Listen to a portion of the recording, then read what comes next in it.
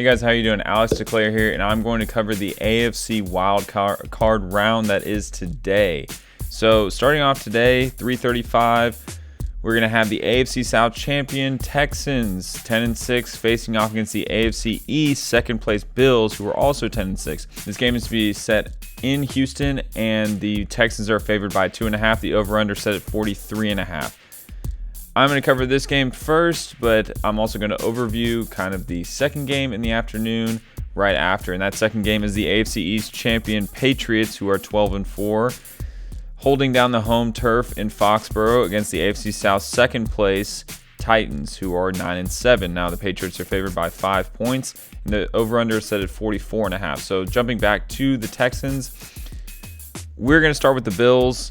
Really kind of giving an analysis based on what I've seen this semester, what I've seen this season, and what I expect them to bring to this game. So starting off, I really just want to talk about the strength of schedule they had. They are 10-6, but that they've only had one win against a team that is above 500, and that's against the Titans that are 9-7. Two teams that are at 500, which are the Steelers at 8-8 and the Cowboys that are 8-8. Altogether, the combined record of the teams they've played is 44-84. Not really great competition, and if I list off some of these teams, you might laugh. So they played the Jets one time, the Giants one time, the Bengals one time, the Dolphins twice, the Redskins once. All of those teams have like 3 or 4 wins. I think the Bengals have 2. Then they played the Broncos one time, the Steelers one time, who are 8-8, and the Cowboys one time, who are 8-8. So the Broncos, Steelers, and Cowboys are either 500 or just shy of 500 in the Broncos case. So not really battle tested to say the least. Really haven't played anybody. They lost to the Patriots both times they've played. That was really kind of the benchmark, I would say, that playing a difficult team, because the Titans are a good team, don't get me wrong. But they played the Titans early in the season, so it was before Ryan Tannehill, so not really the full Titan strength that we see going into the later game today. So, but just to move on from the strength of schedule, they have no major injuries, and it comes down to the fact that I'm picking the Texans in this game because I just really don't trust the Bills. I think the strength of schedule says it all, that whenever you don't play competition all season, you kind of sneak into the playoffs in this case, right behind the Patriots in the AFC East. But I just don't trust them against a battle-tested Houston Texans. And getting over the Texans, J.J. Watt is actually back. So major improvement for the defensive line. I don't expect him to play every snap because he is coming off of a surgery. But I expect him to be maybe a third down kind of guy. Just a crucial moment kind of guy. Definitely a great addition. Will Fuller will not be playing in this game. He's been consistently injured throughout the season, so the Texans will not have their deep threat, but they still have DeAndre Hopkins and Kiki Kuti and all the other guys that be in the wide receiver core for the Texans. Now, I think the major key for the Texans comes down to the preparation by Bill O'Brien and the play calling.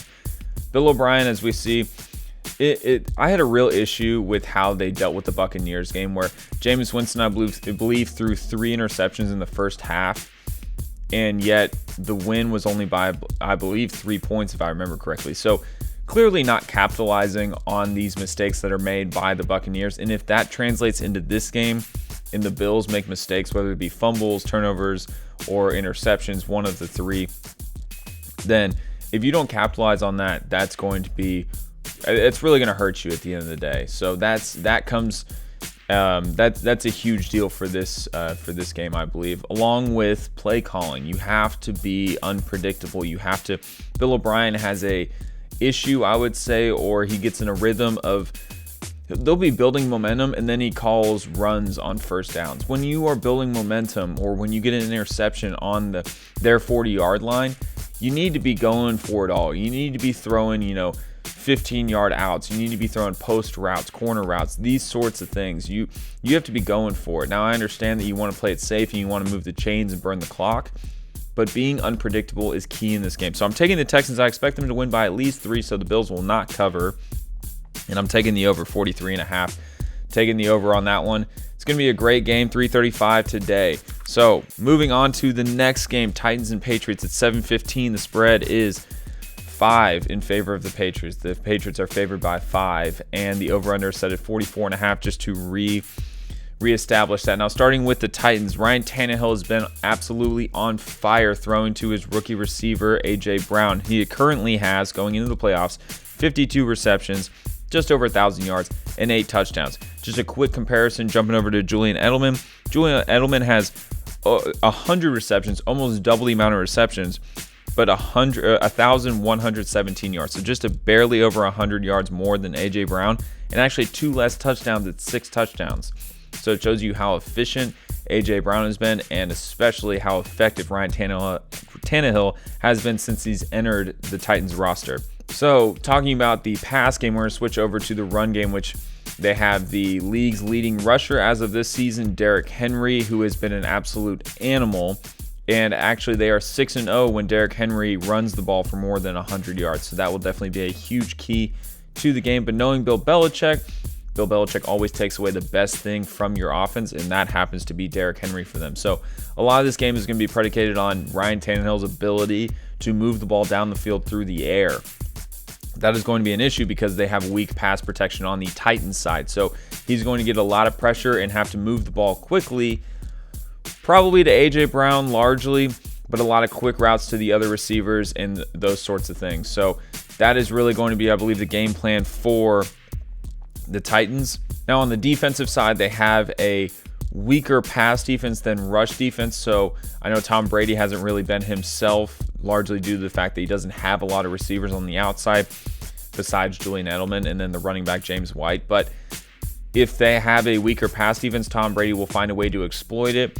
And he has been leaning on his running backs. Tom Brady has like a crutch, so that should be taken away from him on the Titans side. Switching over to the Patriots, they are the number 2 pass defense and the number 1 total defense. So if Bill Belichick is able to take away Derrick Henry from the Titans, I fully expect that pass defense to step up and be able to guard any sort of receiver and allow the front line to get to Ryan Tannehill before he's able to get rid of the ball. So very straightforward game plan for the Patriots on the defensive end. On the offensive end, they have Sony Michel, Rex Burkhead, and James White at the running back position. This has been kind of their 3-headed monster, if you want to say. James White has really been a receiving running back, and his numbers are as follows: 72 receptions, 645 yards, and 5 touchdowns. So definitely effective, primarily in the red zone, even though the red zone offense for the Patriots has not been particularly strong.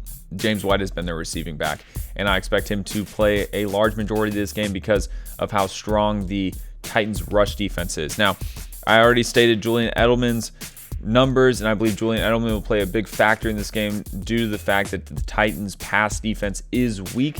So I expect on the Patriots' offensive side, James White and Julian Edelman to have a big impact. Now, as for my final, a lot of people are picking the Titans, and I don't blame them. If you look at them offensively and you compare them to the Patriots, then there's a lot of pluses in the Titans column. Ryan Tannehill has ultimately been playing better than Tom Brady. A.J. Brown has been playing better than Julian Edelman. Derrick Henry is better than Sony Michel and Rex Burkhead. So a lot of pluses in the Titans side, but a lot of people are not mentioning the fact that they're playing in Foxborough and Bill Belichick is still the coach. So I have to take Bill Belichick and the Patriots in this one. Now, I said that Bill Belichick does one thing best, and that is take whatever is best on the other team away from them. And so I expect them to take away Derrick Henry, as I've said. And Ryan Tannehill, I just don't see him being able to beat that Patriots defense in Foxborough. So I am going to lean on the Patriots in this one. I don't think it's going to be a huge deficit. I expect the Titans to cover at 5 points. I expect the Patriots to win by about 3. And I'm taking the under on this one just because I think it's going to be a heavy run game. Derrick Henry, they're really going to try and force the ball with Derrick Henry, and I don't expect Tom Brady to be exploding for 300, 400 yards in this game. I think it's going to be a largely on-the-ground game. It'll be exciting, and I'm taking the Patriots to cover. Just to rehash, I'm taking the Texans, and I don't expect the Bills to cover. So I have Texans and Patriots in today's AFC Wild Card matchups. I will be getting to the NFC Wild Card and be posting that by tomorrow before the games. And if you haven't seen any of the other videos, ISC Nation is on the idealsportsentertainment.com website. Check out the Instagram Ideal Sports Entertainment. I am at Alex DeClaire on Twitter, and I will see you next time.